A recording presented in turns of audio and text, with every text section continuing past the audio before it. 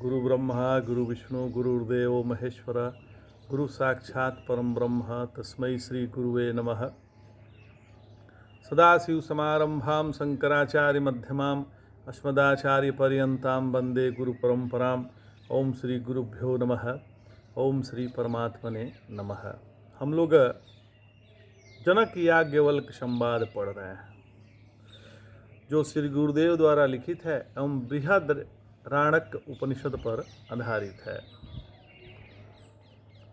नारायण गुरुदेव भगवान कहते हैं कि हे सौम्य, महर्षि याज्ञवल्क्य जी विदेहराज को बताया था कि जीवन मुक्त शरीरधारी है, तो बंधन की अवस्था से उसमें भेद क्या है। इस प्रसंग को श्रुति ने सांप की केचुली से समझाया है। मुनि ने श्रुति के इस मंत्र भाग को और स्पष्ट करने का वचन दिया था। सो मुनि अब कहते हैं, क्या कहते हैं? हे राजन, तामस योनियों में उत्पन्न सर्पादि भी अपने शरीर में जब अभिमान छोड़ देते हैं तो वह शरीर पड़ा रहे तो भी उसमें निमित्त उन्हें कोई दुख नहीं होता। तब अत्यंत सात्विक आत्मवेत्ता के बारे में क्या कहना है,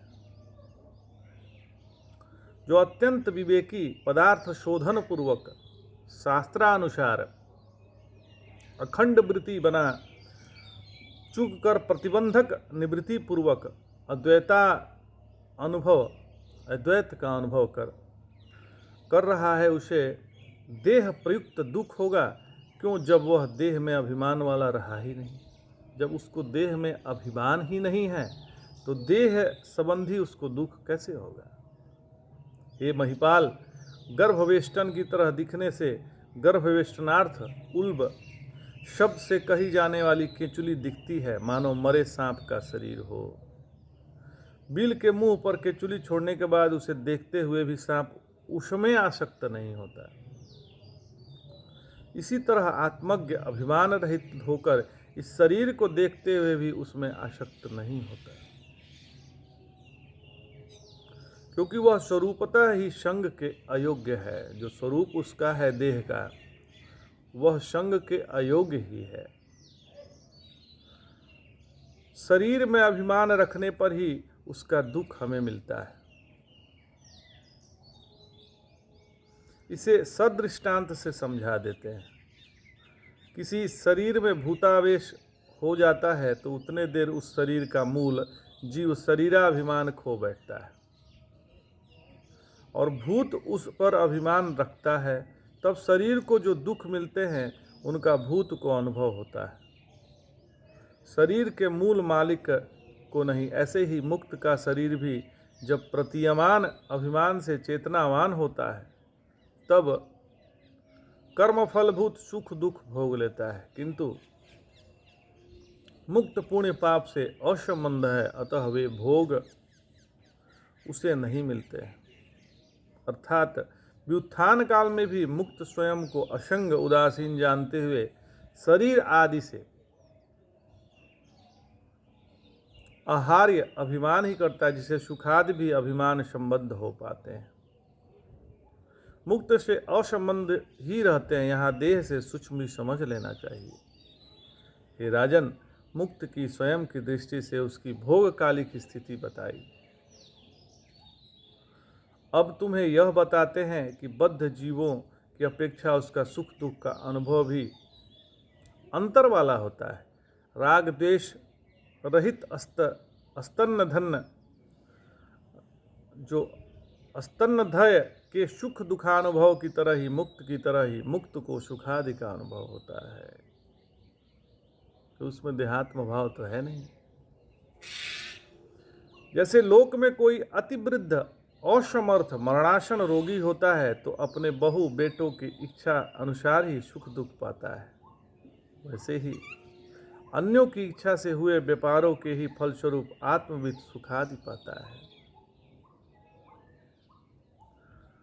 संसारी भी अत्यंत धनी व्यक्ति किसी मौके पर खेत में पहुंचकर देखता है कि फसल अच्छी नहीं तो सिर नहीं धुनने लगता, और फसल बढ़िया देखकर फूल कर कुप्पा नहीं हो जाता।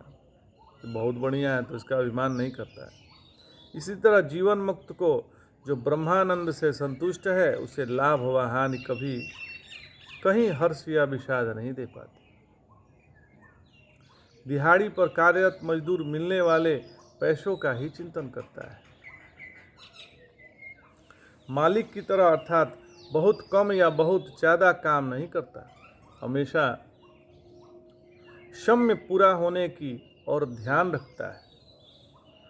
मालिक कभी आलस्यादि में स्वल्प भी कार्य करता है क्योंकि उसे कोई टोकने वाला तो है नहीं, और कभी स्वार्थवश बहुत ज़्यादा कर लेता है। मजदूर न उतना काम करता है क्योंकि डांट सुननी पड़ेगी, न कम करता है न ज़्यादा करता है। इसी तरह यह जीवन मुक्त मरण पर्यंत आवश्यक लौकिक व्यापार अत तत्परता से ही करता है, तत्पर नहीं रहता है। हमेशा आत्मा का ही चिंतन करता है, मानो मरने का इंतजार करता है। नारद परिव्राजोपनिषद में भी काल में प्रतीक्षेति यावदायु समाप्यते नाभिनंदेत मरणम नाभिनंदित जीवितम कालमेव प्रतीक्षेति निर्देशम व्रत का यथा, ऐसा बताया है। हे राजन, कठपुतली धागों के अनुसार सब ओर जाती है। जीवन मुक्त का शरीर भी प्रारब्ध कर्म रूप धागों से ही चलता है। चमड़े से बना हाथी लोगों को अपने अपने कर्मानुसार सुख दुख पद देता है। पुण्योदय वाला उससे प्रसन्न होता है, और पापोदय वाला उससे दुखी होता है। जीवन मुक्त शरीर भी अन्य को सुख दुख उन्हीं के कर्मानुसार देता है। मुक्त न किसी को सुखी और न किसी को दुखी करता है, वो समभाव में रहता है। शरीर की यही स्थिति है, फिर भी बद्ध जीव स्वयं भी अन्य के सुख दुख के लिए चेष्टा करते हैं। जो बंधे हुए लोग हैं वो हर बात में सुख और दुख खोजते रहते हैं।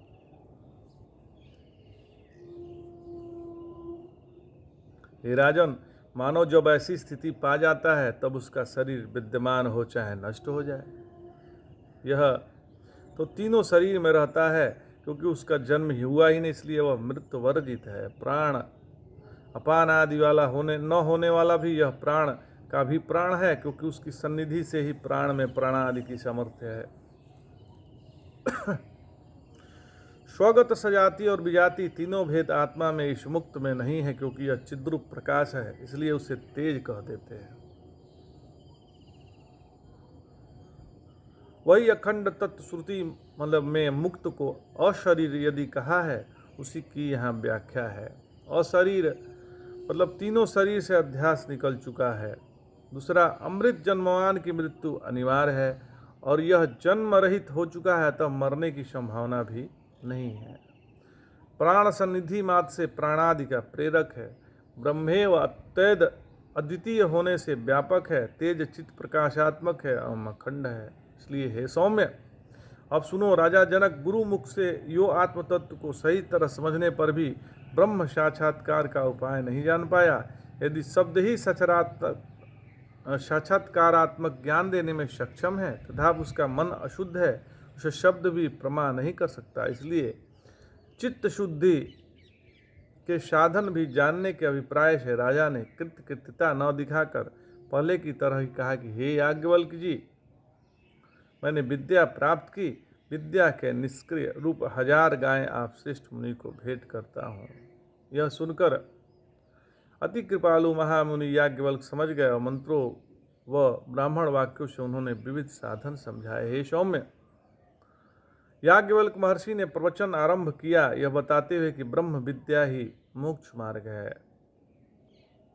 जो इस परांत जन्म में मेरे बारे में मुझे ज्ञान हुआ, यही लोगों को मोक्ष सुख देने वाला सूक्ष्म, अत्यंत विस्तृत और पुराना रास्ता है। हे सौम्य, मुनि आगे इसे स्पष्ट करते हैं, ध्यान देकर सुना। अगले सत्र में मुनि इसे बताएंगे। आज इतना ही। जय जय शंकर, हर हर शंकर, नमामि शंकर, भजामि शंकर। नमः पार्वती पतये, हर हर महादेव।